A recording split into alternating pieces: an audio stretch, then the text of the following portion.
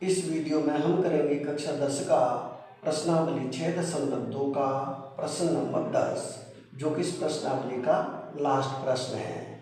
इससे पहले वाले जो भी प्रश्न हैं वो सभी मैं प्लेलिस्ट में डाल चुका हूँ। अगर आप देखना चाहें तो प्लेलिस्ट पर जाकर देख सकते हैं। प्रश्न 10 है, एक चतुर्भुज ABCD के विकर्ण परस्पर बिंदु O पर इस प्रकार प्रतिच्छेद करते हैं कि AO बट्टे BO बराबर CO बट्टे DO है। यानी कोई चतुर्भुज है ABCD, उसके विकर्ण O बिंदु पर प्रतिच्छेद करते हैं। तो वो इस प्रकार से प्रतिच्छेद करते हैं कि AO बट्टे BO बराबर CO बट्टे DO है। दर्शाइए कि हमें दिखाना है ABCD एक समलंब है। हमें क्या दिखाना है? हमें ये दिखाना है कि ABCD एक समलंब है।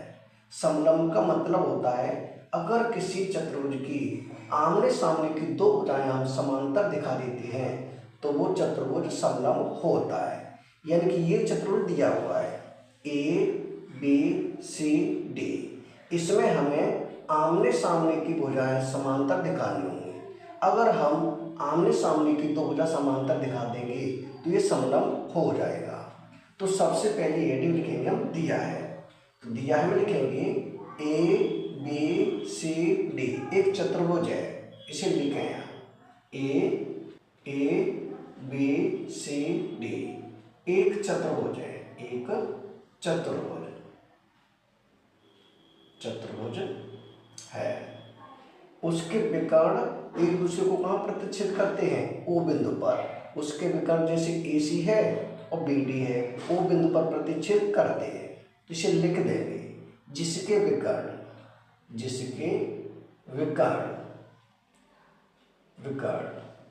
AC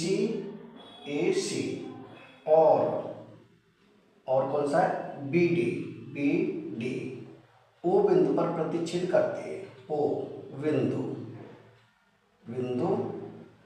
पर प्रतिच्छेद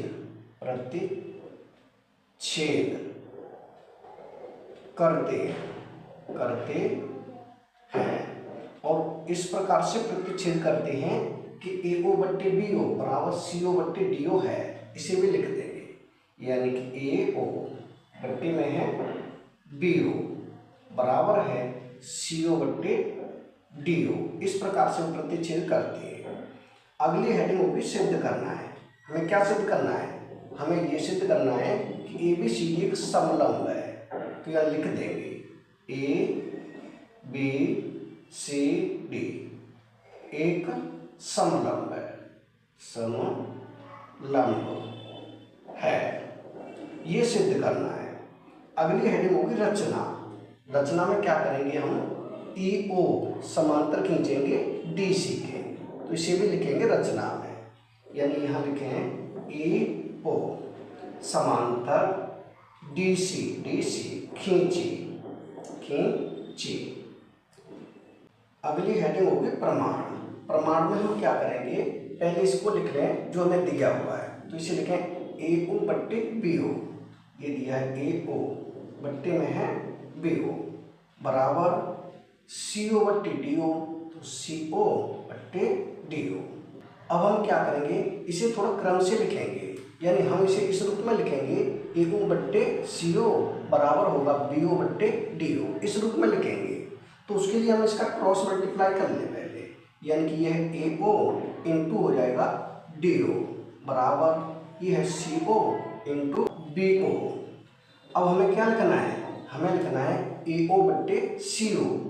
तो AO तो है ये, तो AO बट्टे CO को इधर लेके आएंगे तो यहाँ हो जाएगा CO बराबर दूसरी साइड क्या होना चाहिए? दूसरी साइड होना चाहिए BO अपॉन DO। तो BO तो ऐसे ही रखें BO बट्टे इस DO को इधर ले जाएंगे तो ये चला जाएगा नीचे, यानी ये हो जाएगा DO। यानी अब ये हो गया AO बट्टे CO बराबर BO बट्टे DO। इसे बना दिया हमने समीकरण 1। अब आगे हल करेंगे, यहाँ करें आगे। अब हमें दिया हुआ है जो EO है वो DC के समांतर है, ये हमने रचना से किया है। यानी इसे लिखें AO समांतर है किसके? DC के। अगर EO DC के समांतर है तो इसका मतलब होगा AE/ED बराबर होगा AO बट्टे CO। तो इसे लिखेंगे, यानी ये हो जाएगा AA बट्टे में AD बराबर किसके होगा AO बट्टे CO, AO बट्टे में CO। इसे बना दिया हमने समीकरण दूसरा।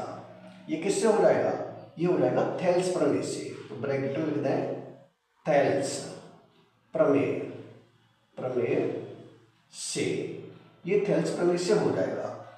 अब हम देखेंगे AO बट्टे CO किसके बराबर है, AE बट्टे ED के, और इसमें AO बट्टे CO किसके बराबर है, BO बट्टे DO के। यानी समीकरण 1 और 2 से अगर हम देखेंगे तो AE बट्टे ED बराबर किसके होगा, BO बट्टे DO के हो जाएगा, क्योंकि AO बट्टे CO इसमें भी है और AO बट्टे CO इसमें भी है। तो ये दूसरी साइड में दोनों बराबर हो जाएंगे। तो इसे लिखेंगे यहाँ समीकरण 1 व 2 से समीकरण 1 और 2 से क्या हो जाएगा, ये हो जाएगा AE बट्टे ED, AA बट्टे AD बराबर होगा किसके, BO बट्टे DO के, यहाँ लिखें BO बट्टे DO। अब हम देखें इसमें, यानी ये AE बट्टे ED बराबर किसके है, BO बट्टे DO, यानी कि BO बट्टे DO इसके। तो अगर हम त्रिभुज ABD इसमें देखेंगे तो जो AD भुजा है और BD भुजा है, इन दोनों भुजाओं को EO समान अनुपात में विभाजित कर दिए। यहाँ पर ये हम सिद्ध कर चुके हैं। अगर EO इन दोनों भुजाओं को समान अनुपात में विभाजित कर चुकी है तो इसका मतलब है कि जो AB है वो EO के समांतर होगी। ये हो जाएगी थेल्स प्रमेय के विलोम से। तो इसे हम लिख देंगे, यानी कि EO समांतर किसके हो जाएगी, AB के। यहाँ लिख दें EO समांतर होगी AB के। ये किससे होगी, थेल्स प्रमेय के विलोम से। यहाँ लिख दें ब्रैकेट में थेल्स प्रमेय, प्रमेय के विलोम से, ये हो गया ब्रैकेट में।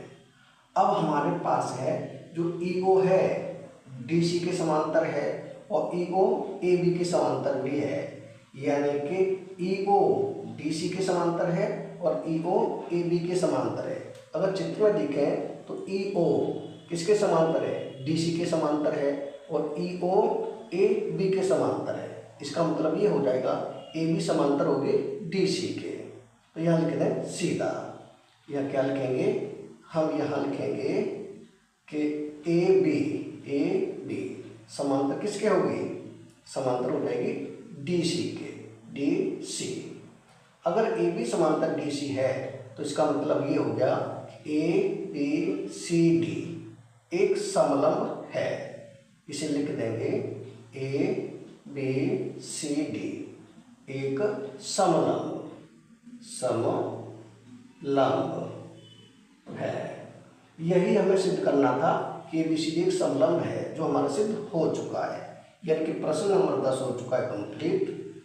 इसी प्रश्न के साथ प्रश्नावली हो चुकी है कंप्लीट। अगर वीडियो पसंद आए तो लाइक करें, कमेंट करें, अपने दोस्तों के साथ शेयर करें। धन्यवाद।